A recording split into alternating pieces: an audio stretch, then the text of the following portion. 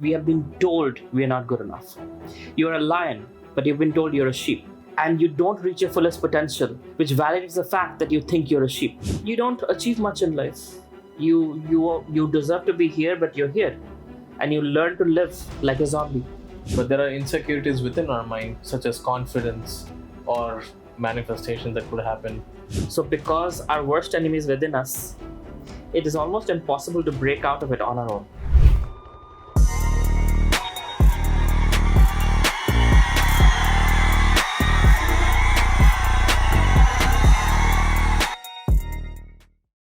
Insecurities. Everyone has insecurities, and at some point in time it just manifests and people do not know how to handle it. What causes these insecurities? What do you think about them? Well, let's talk about insecurity first. What is insecurity? It's a sense of I'm not good enough. I am not intelligent enough. Something that makes me feel I'm less worthy. Now, that comes generally from the fact that we have been told we are not good enough. You're a lion, but you've been told you're a sheep, and you act and behave like a sheep, and you don't reach your fullest potential, which validates the fact that you think you're a sheep. So you're like, if I were a lion, I wouldn't have this kind of output, so I must be a sheep, and they're right who call me a sheep, right? That's what is the perpetuating belief system of insecurities, leading to less action, leading to insufficient output, validating the fact that I'm not good enough. Generally speaking, for men, father's side is very important. The relationship with the father actually builds our spinal cord. And the mother side builds the emotional aspect, the softer side. For women, it can be same or it can be the opposite sometimes, right? But regardless, father gives that spinal cord support, mother gives the softness, and that's how a person becomes wholesome. Sometimes we don't have, or many times in today's world, we don't have that right support system, or somebody told us something as a child that you are stupid, you are unintelligent, nothing will happen with you, tere se kuch nahi hoga, that kind of thing. And we start believing that, like, oh, my so-and-so said, so it must be true. My grandfather said this to me, or my mother was angry, or my father was angry and he said this to me, it must be true. And it builds into us. And eventually we start believing it and we acting like it, and life treats us some way, and we realize that is who we are. The third person might see the potential. A lot of times I see somebody like, wow, you're brilliant. And I'm like, oh, I thought I was stupid. No, you're not stupid. You're brilliant. You mentioned a few hours ago, what do you see in me? Right. I see a lot of things in you that you don't. Right. I'm not going to tell you all of that. Maybe, as we move along, we'll get to know each other. I might reveal some of those things. But the point is, I see that. But some of those things you might not see because of the insecurities. You're made to believe you are a certain way. You don't deserve certain things. You don't deserve certain pleasures in life. Whatever that might be. Does that answer your question? Yes, it does. So what are the adverse effects of these insecurities when it builds up in a person? You don't achieve much in life. You deserve to be here, but you're here. And you learn to live like a zombie. Now what happens is eventually that frustration builds up because some part of you knows that I might be better than this. But the other part of you tells you, remember so-and-so said, you're not good enough, so you're just not good enough. How dare you think like that? So this conflict of these two voices within leads to quarter-life crisis, midlife crisis, and all of the other frustrations that one goes through. Sometimes people act on these crises, and harsh decisions lead to harsh outputs, divorces, or sometimes depression, sometimes addictions, and whatnot. So it's not a healthy output when you have those feelings of insecurities, guilt, whatnot. So when we have these insecurities within us, how do we break that cycle and come out of it? In the Bhagavad Gita, Krishna says your mind, your uncontrolled mind is your worst enemy, and your controlled mind is your best friend. So because our worst enemy is within us, it is almost impossible to break out of it on our own. We need somebody who is outside us, who loves us and believes in us, to pull us out of it. And that's where a parent or a mentor or a teacher or a guru comes in. That's somebody who loves you and sees your potential more than you do, and pulls you out of that idea that you're not good enough. I'm very fortunate. My mentor is like that. He saw me having the potential for marketing before I even knew the word marketing existed. Wow. He was having me do marketing for various student organizations on my campus, and eventually for the nonprofit he was the president of and whatnot. And eventually, right now, I'm a marketing professor at some of the top universities in US and India. Oh, that's amazing. I don't have a marketing degree. I don't have a marketing MBA, but I have that gift, and I didn't know I had it. My mentor saw it, and he just engaged me in those activities where my skills got developed, and eventually I recognized it for what it is, and I'm like, wow, I'm really good at it. I should do more of it. That's why you need somebody outside to pull it out of you. You can't on your own necessarily, get out. So, consulting a psychologist to eradicate your insecurities is considered as taboo in these days.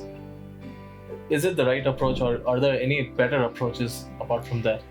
See, it's always a good approach to approach a psychologist, but of course, if you have other ways to resource yourself, a trusted grandfather or a father or a mentor or whatever else, a friend, a girlfriend or whatever, that they can do the same thing if they're non-judgmental. What does psychologists do? You say a problem, they're going to be like, so how does that make you feel?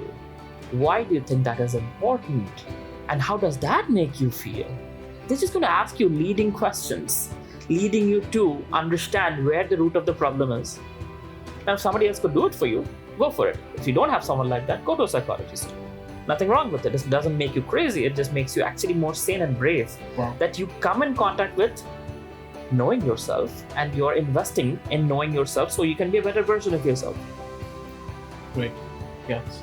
So, there's a popular belief that exists among the society, which says that accept yourself.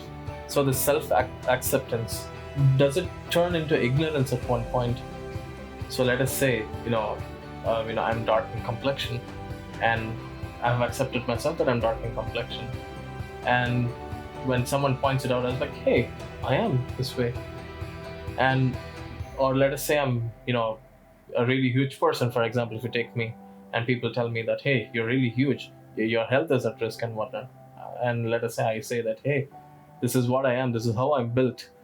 So is it ignorance that tells me that this is what I am, or do you think it is acceptance? What is considered as acceptance and what is considered as ignorance? So acceptance is accept the fact that I am big or I'm dark skinned or whatever it is. I am who I am. Now, can I be better? Right.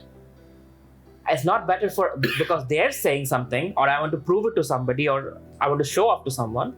For myself, for my own self-confidence, can I be better? Can I lose weight? Right. If you eat the right things and do the right things, right. Can you lose 10 pounds? Yeah, certainly. Can I be lighter skinned? I'm not so sure. Right. But, something that are within our control, if we can tune them to be a little better, why not?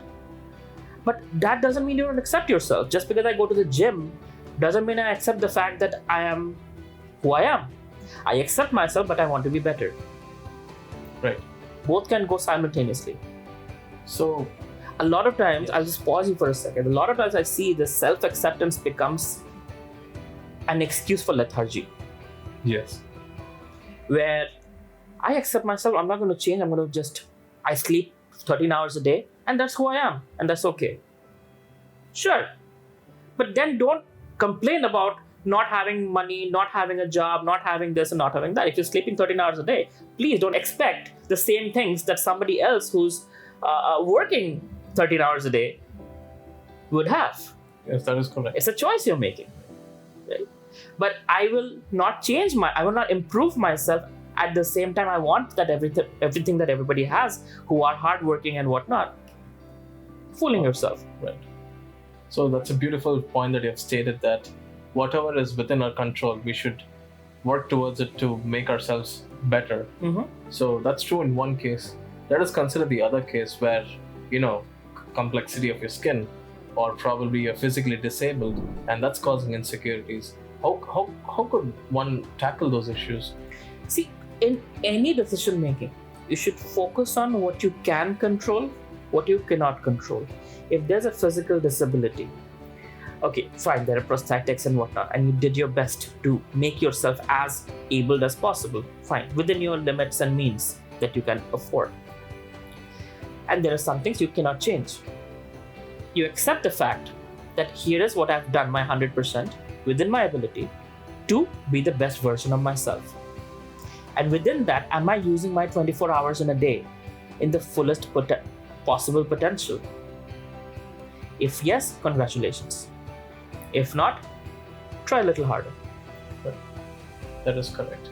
So we talked about, the insecurities on the exterior level, but there are insecurities within our mind, such as confidence, or there could be several other manifestations that could happen. So how does childhood trauma link to the insecurities that we have today? A child has an impressionable mind, and as the child is figuring out how the world works, those impressions create the blueprint, the golden rule on which we make decisions and how we judge people. For example, if a child has been hurt by a man of a certain religion or a certain community, the child might end up growing up believing the fact that all people of this religion or this community are like this. Because in those impressionable years, the child has gone through that. Now, if you take an opposite example from the same community for the child to know, oh, there are people like this also. Not everybody is like that. And that comes only with age and experience. But the point is, impressions are made it is said, between the age of 2 and 8. A lot of impressions are made. And between 8 and 16, further impressions are made with more maturity. And during these periods, these formative periods, what we are told, how we are judged, how we are scolded, what words are used to define us by those that we love or put value in, teachers, parents, grandparents, etc. They say we are stupid, it becomes a belief system, I am stupid. If they say you are uncultured, it becomes a belief system, I am uncultured, etc., etc. And because we believe that, that leads to us not taking advantage of certain things, certain opportunities. I see a lot of times they give people opportunity and they're like, but sir, I have this problem. Am I good enough for it? I'm like, if you were not good enough, I would not ask you. I'm giving you an opportunity, at least try it before self-rejecting yourself. Right. A lot of times I see people are self-rejecting themselves. But sir, I'm not good enough. Let me tell you that you're not good enough. You don't judge yourself and just reject yourself before even, the other person has the opportunity to judge you. So that's what happens. We always doubt ourselves. We don't take risks in life. We don't try to make that leap. We don't try to change or improve our lifestyle, standards of living. And we live that zombie life. I think 99% of the population suffers from that. Right. I think I do agree to that. So let us say if we go through a Facebook post or a comment or even on YouTube, people say, I do not have the skills. I don't know what to do. I don't think I'm qualified enough to do it. Correct. So those are some comments that we generally see, that's trending these days. So yeah, I think I definitely do agree with you. So when we talk about insecurities, the contrary is also true, because at times we do say that, we are being forced to grow up at a certain age to make certain decisions in life and go through certain difficulties, and it builds character. Please help me understand that. Most successful people, it has been seen, they come from difficult backgrounds. Divorced parents, immigrants, refugees, financial crisis, because difficulties come in everybody's lives. Most kids get bullied in school and all of that. It happens. But some people react this way, some people react that way. Some people take that as like, I'm going to use this as a leverage to become a better person and make sure others don't have to suffer the same thing I had to suffer. Some people are like, I'm going to make everybody else suffer because I suffered. Right. Now, in Bhagavad Gita terms, there is the sattvic and the rajasic people who go for the positive stuff, and the rajasic tamasic combination people go for the negative stuff. I don't know if that would make sense to most people, but what it means is those who are in the mode of goodness and passion, they tend to go for the using negative situations with positive spins, positive output, and it builds character, makes them who they are. I'm one of those people. Going through a difficult childhood, parent separation, being short, being made fun of, bullying, all of that made me into a person where I was like, I have to achieve. People say I'm not good enough, but I have to make myself showcase because I know I'm good enough, and I think I need proof for that. And I need to prove to myself, not to them, to myself, that I think I can achieve and accomplish certain things. So I don't have the peer pressure or the social pressure, but it is a self-gratification where I want to see what is the extent of my potential. And that is why I do what I do. And I know my friends in school who were also bullied, who also went through the same things I went through, and they have become nothing literally in life. They're still struggling to get a job in their 30s. Oh. Because their spinal cord has been shattered. It's really unfortunate. Even if you try to help them, they're like, oh, you're taking pity on me because you're successful? So you can't even help them. Even if you wanted to. Even if you wanted to, because they have been destroyed. So it is who we are and how we react to difficulties. There's not much difference between the hero and the villain in a movie. The hero went through a difficult situation and decided to become a hero to save others. Right. And the villain went through a difficult childhood, difficult situation, and turned out, I'm going to destroy everyone and show them they're going to face it. Society is bad, government is bad, everybody is bad, and I'm going to destroy everything. Right. Same background, how we react to it. Right. Makes all the difference. So, I would actually like to, get this clarified. So I have this tendency when someone refutes or tells me that I cannot do something, I desperately want to prove them wrong, that I'm actually capable of doing it and you cannot do anything about it. Should this behavior be encouraged, or to what extent is it going to help me? You're giving the remote control, if you like, to somebody else's hand. So, if somebody says you can't do it, it might be a manipulative talk. So first ask yourself, do I value it? Do I value doing something like this? Or am I doing it for the other person, to show them, to prove them? When you have something to show or prove to, that means your life, your happiness is in the hands of somebody else. If they validate you, only then you're happy. That's dangerous. Right. So it's like literally giving the control of your happiness. Your emotions. Yes, exactly. Yes. Wow. Okay. But if it is like, that person said I can't do it, that's okay. But I personally feel I have some potential here. And it's not about proving them right, but I want to see, do I really have what it takes to do it? Let me try it. What do I got to lose? Okay, great. Or I don't need to be a good, let's say somebody says you're a horrible driver. And I don't need to be a good driver. I can afford a driver. Oh, wow. I didn't think of it this way. Wow. I mean, that really sheds some light. Wow, that's really amazing. Thank you for watching this video. If you need more help, you can use the number in the description to book your meeting or mentorship. Just call or DM on WhatsApp to book your slot.